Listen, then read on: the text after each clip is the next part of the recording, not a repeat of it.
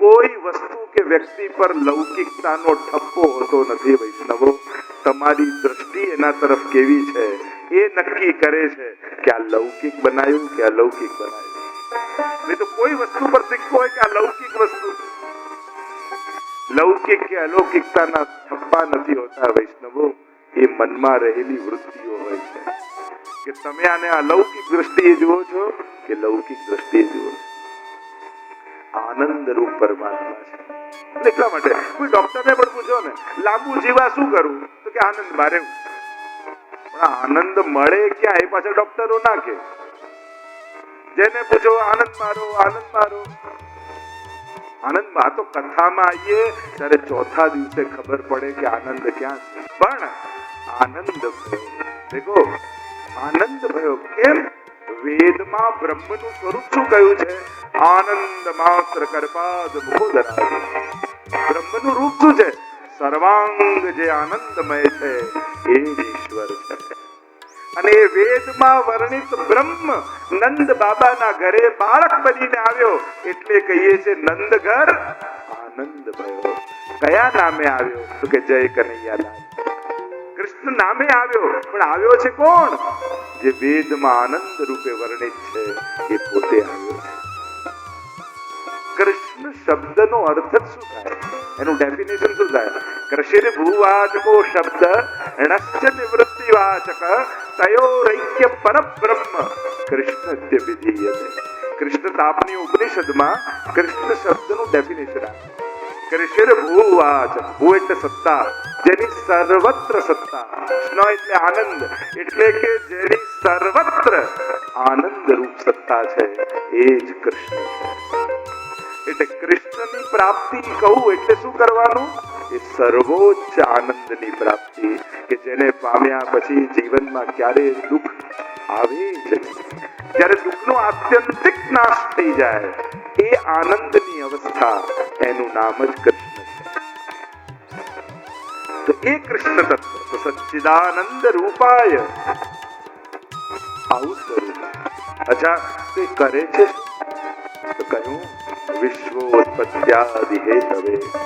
એ વિશ્વની ઉત્પત્તિ, સ્થિતિ અને લય કરે. આ જે કાંઈ સર્જન દેખાય છે એના દ્વારા સર્જિત છે.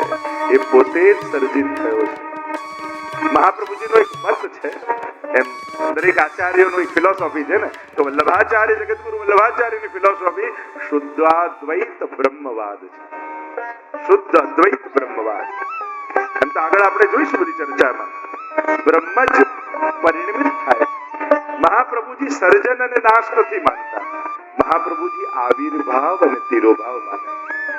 બ્રહ્મ સર્જન નથી થતો જગત રૂપે, પોતે જ આવિર્ભૂત થાય છે અને પોતે જ પોતાનામાં લય કરી લે. એટલે જગતને પણ મહાપ્રભુજી સત્ય માને. એની ચર્ચા આગળ નીકળશે એટલે કરીશું વેદાંતની. પણ સીધી સાદી ભાષામાં સમજાય એવી વાત કરું. એક નાનકડી ટાંકણીને જોઈને તમે માનવા તૈયાર થાઓ કે આ એમને બની ગઈ. Simple logic. અરે બનાવ્યા વગર કઈ બનતું હશે? એક ટાંકણીને જોઈને માનવા તૈયાર નથી થતા કે એમને બની ગઈ. તો આખું બ્રહ્માંડને જોઈએ તમને ભગવાન કેમ યાદ નથી આવતા? કે કોણ આનો સર્જનહાર હશે? કારણ કે કરતા વગર ક્રિયા થતી નથી, બળ વગર ગતિ થતી નથી, સર્જક વગર સર્જન થતું નથી. રડતા રડતા રંગ મંચ પર સૃષ્ટિ કેરો આવ્યો છે. ન ભૂખ તરસનું ભાન તને, ન સુખ દુઃખ કઈ સમજાય તને, ન ચાંદ ગગનમાં તે મૂક્યો, ન સૂરજ વળી તારું સર્જન તે નથી મૂક્યા નગમાં, તોય તારાઓનો પાર નથી, ને તોય વળી તું બોલે છે કે સૃષ્ટિમાં ભગવાન નથી. કોસ્મિક બ્લાસ્ટ કહીએ છે. ભટકાય ને તો વિખરાય, સર્જાય નહીં. કોઈ વસ્તુ અથડાય યા તૂટે છટકે તો વિસર્જન થાય, છૂટી જાય, તૂટી જાય, વિખરાઈ જાય, ઘડાય નહીં. આ તો રચાયું છે, વ્યવસ્થિત રચાયું છે. તમે દરેકની પાછળ લોજિક જોતા જાઓ.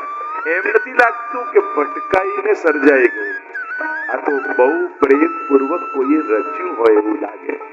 એક એક ફૂલમાં કોઈએ રંગ ભર્યા હોય એવું લાગે. ક્યાંક ને ક્યાંક એકબીજાની પાછળ કોઈ ને કોઈ બળ કામ કરતું હોય એવું લાગે, કોઈનું દિમાગ વપરાયું હોય ને એવું લાગે. જગત દિમાગ વગર ઘડાઈ ગયું હોય એવું જરાય નથી લાગતું, નહીં તો બધે અવ્યવસ્થા હોય. અહીંયા તો કેવી એકબીજાની પાછળની વ્યવસ્થાઓ છે, એકબીજાનું જીવન ચાલ્યા કરે છે. અને આપણે જોયું ને કોરોનામાં બધા પોતાના ઘરે રહ્યા તો કુદરત આપ મળે સ્વચ્છ થઈ ગઈ, પવિત્ર થઈ ગઈ, નવપલ્લવિત થઈ ગઈ. એટલે અર્થ તો એ જ થયો ને કે આ ઘરેથી નીકળે છે એટલે બગાડે છે. અર્થ તો એ જ થયો ને. નહીં તો માણસ ઘરે રહ્યો તો દુનિયા સારી થઈ, અને માણસ ઘરેથી નીકળે છે તો દુનિયા બગડે છે. પ્રદૂષણ ને આ કેટલા પ્રયાસોથી દુનિયાને બગાડીએ છીએ. આ કોઈ માણસનું સર્જન તમે જુઓ, એમ કહી કે વાંદરામાંથી માણસ થતા કરોડો વર્ષ લાગ્યા, પણ આજના સમયમાં જુઓ ને તો પાછું રિવર્સ થતા 5 સેકન્ડે નથી લાગતી. વાંદરામાંથી માણસ થતા કરોડો વર્ષ થયા, પણ ઘણી વાર જોઈએ કે માણસને પાછું થતા 5 મિનિટ લાગે છે. અને આખી તમે જો માણસ કાચું ખાતો પહેલા આટલો, ધીમે ધીમે ઉત્ક્રાંતિ થઈ, શેકીને ખાતો થયો, બાફીને ખાતો થયો, તળીને ખાતો થયો, બેક કરીને ખાતો થયો, કેટલું જાતનું બનાવતો. હવે પાછા ડોક્ટર પાસે જાઓ તો એમ કે કાચું ખાઓ. આટલા કરોડો વર્ષ પાણીમાં ગયા ને, એટલે ચાલીને બધે જતો, પછી ટાયર ગોત્યું ને પછી સાયકલ બનાવી, ગાડું બનાવ્યું ને સ્કૂટર બનાવ્યું, કાર બનાવ્યું, વિમાન બનાવ્યું. ડોક્ટર પાસે ચાલો થોડું, હવે ચાલતા જ ચાલતા જ ને આપણે બધું, છતાંય પાછું બધું ફરીને આવે છે. એ જ પાછું ફરીને આવે છે માણસ પાસે. આ જ કુદરત છે. માણસને કુદરત વગર ચાલવાનું નથી. બહુ ભૌતિક થવા કરતા નેચરલ કુદરતી થશો ને તો વધારે સ્વસ્થતા પ્રાપ્ત કરી શકીએ. કારણ આપણે જેને ઉપયોગ માનીએ છીએ ને, પણ આપણે ઉપયોગની હદ વટાવી એને આધીન થતા જઈએ છીએ, ધીરે ધીરે પરાધીન થતા જઈએ છીએ. અને એ ખરાબ છે. કોઈ વસ્તુને, સારી વસ્તુનો, એડવાન્સ વસ્તુનો ઉપયોગ કરવો થોડી. મોબાઈલ કોઈ ખરાબ થોડી છે, પણ મોબાઈલ ઘરે ભૂલી ગયા અને કાર લઈને નીકળી ગયા અને જો એવો વિચાર આવે એક્સિડન્ટ થશે તો કોને કહી, આ ખરાબ છે. ન તો ત્યારે જતા જ હતા, પણ હવે એના વગર ભય લાગવા માંડે તો આ ઉપયોગિતા નથી, એની પરાધીનતા છે. એ વાપરવા માટે છે, એના વગર પણ ચાલી શકે છે. પણ એમ થાય કે આના વગર તો જીવાય જ નહીં. જયારે આમ પરાધીનતા આવી જાય ને તો એ ખરાબ. તો સચ્ચિદાનંદ રૂપાય વિશ્વોત્પત્ત્યાદિ હેતવે, વિશ્વની ઉત્પત્તિ સ્થિતિ ને લય પરમાત્મા કરે તો માણસ પણ ઉત્પન્ન કરે, માણસ પણ પાલન કરે, માણસ પણ લય કરે, ગુમાવી દેશે. ફરક એટલો, માણસ સર્જન કરે ને તો એને એમાં મોહ થઈ જાય, માણસ પાલન કરે ને તો એમાં એને અહંકાર થાય, માણસ કોઈ ગુમાવી દે ને તો એને ખેદ થાય. પણ ભગવાનને તો સર્જનમાં, પાલનમાં અને લયમાં આનંદ જ રહે. જ્યારે કોઈ વસ્તુ બનાવો, એક પેઇન્ટિંગ પણ બનાવીએ ને તો એ નીચે સાઇન કરીએ. ભગવાને આખી દુનિયા બનાવી તો એ ક્યાંય સાઇન કરી નથી. ભગવાનને દેખાવાની આદત જ. ઘણા લોકોને ભગવાન હોય તો દેખાય નહીં. અરે થોડું કરીને જે આગળ દેખાય માણસ, અને બધું જ કરી ક્યાંય ન દેખાય, એ જ તો ભગવાન છે. એને દેખાવાની આદત જ નથી. સર્જનમાં મોહમાં પાલન કરે ને, કોઈનું ગોઠવી, આપણે આને ગોઠવી દીધો, આખા ગામને કહી દી, આપણે આને છે બિચારો ફરતો હતો ને આપણે છે, પણ તને કોણે કર્યો એ તો યાદ કર. આપણને પણ કોઈ સાથ આપનારું હતું, પણ એક મનમાં પાલન સમય અહંકાર આવે છે, હું ચલાવું છું, હું કરું છું. એક વસ્તુ યાદ રાખો, દુનિયામાં ભગવાને કોઈને પણ એટલા મહત્વના બનાવ્યા નથી કે જેના જવાથી ભગવાનના કામ રોકાય. કોઈ એટલું મહત્વનું નથી. કેટલા મોટા નેતાઓ આવ્યા, રાજાઓ આવ્યા, મહાપુરુષો આવ્યા, મહાત્માઓ આવ્યા, સોશિયલ વર્કર. આ નહીં રહે તો શું થશે, આ જતો રહેશે તો શું થશે, આ નહીં હોય તો શું થશે. બધાએ ગયા છતાં એ બધું જ ચાલે. આ તો આંગળીમાં પાણી નાખવા જેવું છે. આંગળ પાત્ર ભરેલું પાણીનું પાત્ર હોય, પાણી ભરેલું પાત્ર એમાં આંગળી નાખો, તમને એમ થાય જો ખાડો પડી ગઈ, હમણાં આંગળી કાઢીશું તો ખાડો પડી, પણ આંગળી કાઢો અને ક્યાં ખાડો ભરાઈ જાય ખબર ન પડે. આ દુનિયામાં પણ એવું છે. હું નહીં રહું ત્યારે ખબર પડશે ઘર કેમ ચાલે છે. અરે એના ગયા પછી વધારે સારું ચાલતું હોય, કારણ કે આ લડતો હોય ઘરમાં.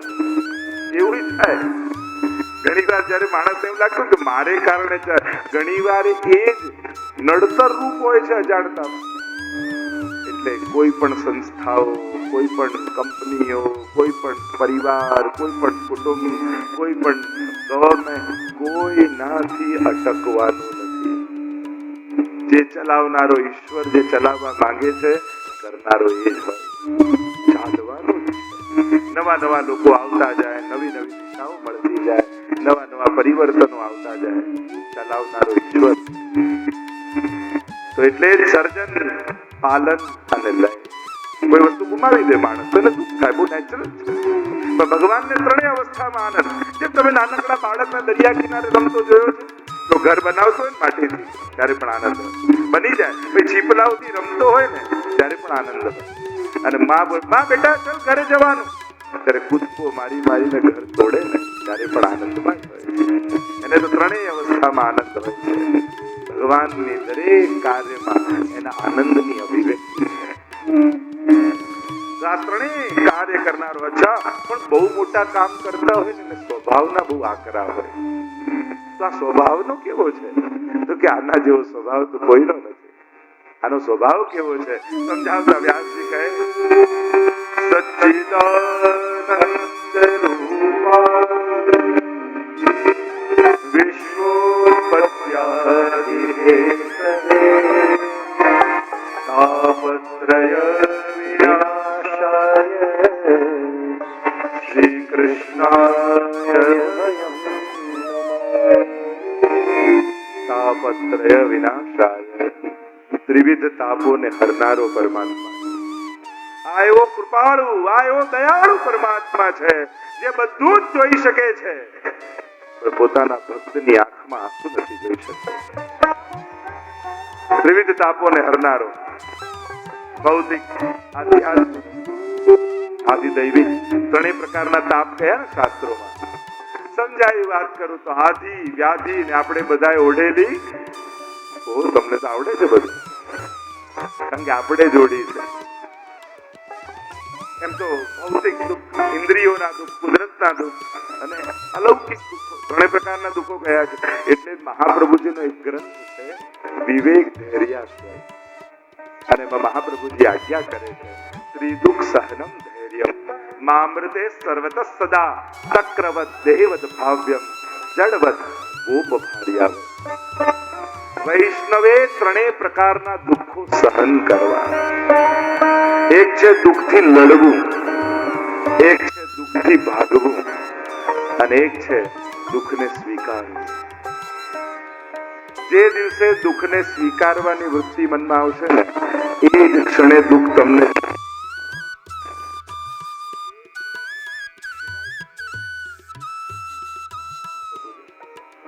એમ કે ને કે દુઃખ ભગવાનને જઈને એમ ના કહો કે બહુ મોટું દુઃખ છે.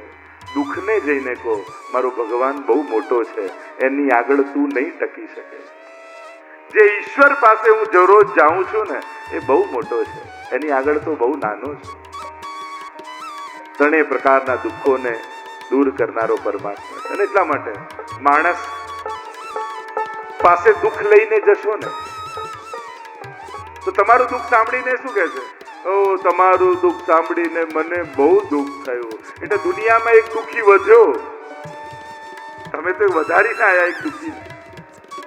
ભગવાન સિવાય તમારા સુખ દુઃખનો ભાગીદાર બીજો કોઈ બની શકે.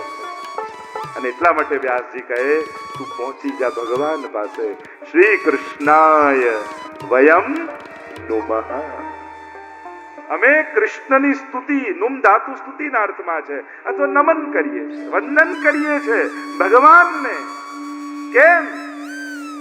એક વસ્તુ મારી યાદ રાખજો, જેને પગે લાગવા જેવું છે એને નહીં લાગો ને તો ન લાગવા જેવા લોકોને રોજ પગે પડવું પડશે. એટલે જેને લાગવા જેવું છે એને રોજ લાગો. સમર્થની શરણે નહીં જાઓ તો અસમર્થ વ્યક્તિઓ પાસે ફાફા મારવા પડશે. એ અસમર્થ છે, એ તારા દુઃખને નહીં હરી શકે. દુઃખને હરનારો પરમાત્મા છે. પ્રભુ સર્વ સમર્થો હિ તતો નિશ્ચિત તતામ રજે. મહાપ્રભુજીના શબ્દો.